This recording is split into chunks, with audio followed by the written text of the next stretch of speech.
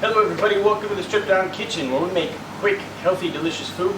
My name is Mike, I'm your chef and host, and we call it the Stripped Down Kitchen because we don't need jackets. I do this for accountability so that you guys watching and following along can see that I'm not cheating. And it's easy to see if you're cheating because, you know, you can just watch a couple in a row and see what's going on. But today what we're going to do is help you get through some of those lulls in your diet with condiments. So condiments, anything sort of on the side that you add to your main course, traditionally ketchup, barbecue sauce. We'll get into a couple of those as we go down the line, sugar-free style and so on. But today what we're going to do is a simple pico de gallo.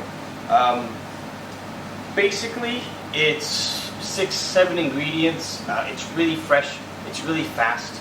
If you want to go deep down into the hole, you can roast the tomatoes, roast the peppers, and so on and so forth. But this is going to be a really easy, light, and fresh one. And we're going to start with chopped tomatoes. I always use fresh tomatoes in my pico de gallo, just because that's the whole point of it, right? You want it to be fresh and nice and light and zesty. And right on top of the tomatoes is going to go some salt. This is pink salt. And the reason we're putting it on the tomatoes directly, because you can see some juice already forming, is we want the salt to extract some of those juices from the tomatoes. Now, pretty much what you want to do now is, through the mixing process, that salt's going to break down the tomatoes and a little bit of the onion, so you'll have more of a homogeneous flavor. And so, aside from adding that first, we're going to add something that I add to it, which isn't traditional, is cumin. And so I usually go with just a little bit of ground cumin that's already been toasted. Not so much that it's going to overtake the flavor, you just want it kind of in the background. And so again, that goes in just a little bit. You don't need to kill it. You know, you don't want everybody to taste cumin. You want to have that sort of background flavor. Oh, what is that? And so in with the onions. This is just a white onion, really, really small dices. And then in with the jalapeno. I deseeded the jalapeno and I cut it more or less as small as you can. And again, mix that in. And then you have lime juice. So this is just enough for your own palate, really. I usually use a half. I start with a half, then go up from there.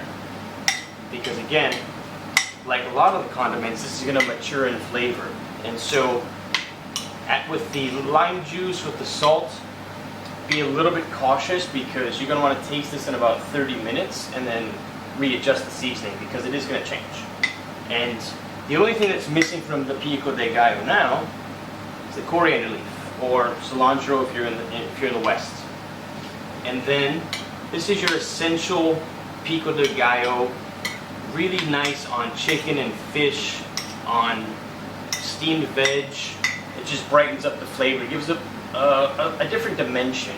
And then, what you can do if you like it a little bit, I guess, saucy or thicker, is you can take half of it, put it in the blender, buzz it up, and then add it all back, and you'll have more of a traditional salsa, texture-wise. I like it like this because you can still get all those little individual bits as well as the whole thing all together. Like I said, taste it now. So the salt seems fine. I can taste the lime, I can taste the coriander leaf, but in 30 minutes or so, it's going to taste different because all those flavors right now are independent because they just met each other.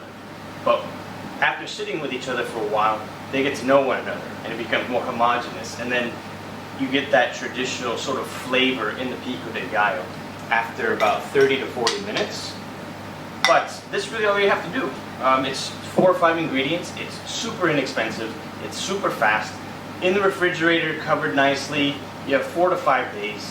And so, this is a really good condiment you can add to your repertoire. And you'll always have it available. It'll always be fresh. I hope you guys liked it. Of course, I'm sure you're able to follow along because it's pretty simple. We'll see you next time. Please subscribe.